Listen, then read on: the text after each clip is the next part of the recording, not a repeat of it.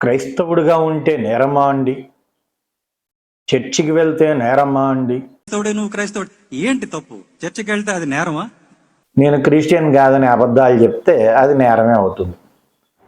జై శ్రీరామ్. ఈ పివి సునీల్ కుమార్ ఏమంటున్నాడో వినండి. క్రైస్తవుడిగా ఉండటం నేరమా? అదేమన్నా తప్పుడు పనా? బ్యాంకు కన్నాలు వేయటమా అండి క్రైస్తవుడిగా? నేను ఎవరినే వాళ్ళలేదండి. క్రైస్తవుడిగా ఉండటం తప్పు కాదని చెప్తున్నా.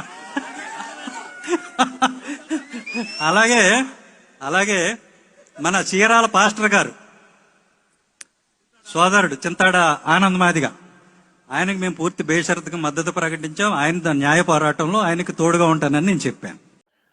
విన్నారు కదా ఈ పివి గడు ఏమంటున్నాడో. క్రైస్తవుడిగా ఉంటే నేరమా అండి? చర్చికి వెళ్తే నేరమా అండి? ఎవడన్నాడు? క్రైస్తవుడిగా ఉంటే జైల్లో పెడతామని ఎవడన్నా అన్నాడా?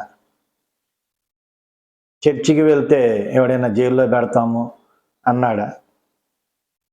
చర్చికి వెళ్ళడము, క్రైస్తవుడిగా జీవించడము చట్టరీత్యా నేరం అని ఎవడు అన్నాడు? ఎవడనలా, వీడికి వీడే అనుకుంటున్నాడు. కాకపోతే నేరం ఏమిటి అంటే, క్రిస్టియన్గా జీవిస్తూ నేను క్రిస్టియన్ కాదు అని చెప్పడం నేరం. అర్థమవుతుందా? ఆడు క్రిస్టియన్గా జీవిస్తూ కూడా క్రిస్టియన్ అని చెప్పుకోలేని హీన దీన ఘోరాతి పరిస్థితుల్లో ఉన్నాడంటే ఏమనుకోవాలి? కాబట్టి ఈ పివి గారు చెప్పినట్టుగా క్రైస్తవుడిగా జీవించడం కానీ, క్రైస్తవుడిగా ఉండడం కానీ, చర్చికి వెళ్ళడం కానీ నేరం కాదు. కానీ వెళ్తూ కూడా క్రైస్తవుడిగా జీవిస్తూ కూడా నేను క్రిస్టియన్ కాదని అబద్ధాలు చెప్తే అది నేరమే అవుతుంది. అలాగే బ్యాంకులకి కన్నాలు వేస్తున్నావా అండి?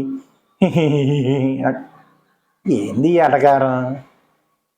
వీళ్ళు వేసేది బ్యాంకులకు కన్నాలే.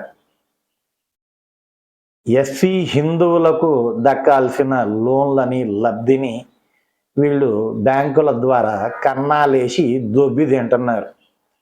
ఎస్సీలకు దక్కాల్సిన ఎడ్యుకేషన్ లోన్ కావచ్చు, బిజినెస్ పెట్టుకునే లోన్ కావచ్చు, ఈ వెహికల్స్ తీసుకునే లోన్ కావచ్చు, అబద్ధపు ధృవీకరణ పత్రాలతో వీడు క్రిస్టియన్గా ఉంటూ కూడా హిందువునని చెప్పి అబద్ధపు ధృవీకరణ పత్రాలతో బ్యాంకులకు కన్నాలు వేస్తున్నారు. అలాగే చింతాడ ఆనంద్ అనే పాస్టర్కి బేషరతుగా మద్దతు ఇస్తున్నాడంట. అంటే దేనిలో మద్దతు ఇస్తున్నాడు? ఈ పివి గారు ఏమంటున్నాడు? చర్చికి వెళ్ళినంత మాత్రాన క్రైస్తవుడు కాదంటున్నాడు. మరి పాస్టర్గా ఉన్నాడు క్రైస్తవుడు కాదా?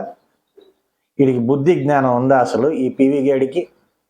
అరే నాయన, ఆడు పాస్టర్ అని ఆడే ఒప్పుకున్నాడు, ఆడిని కూడా క్రైస్తవుడు కాదంటావా? ఆడికి బేషరతుకి మద్దతు ఇస్తాడంటే ఏమని?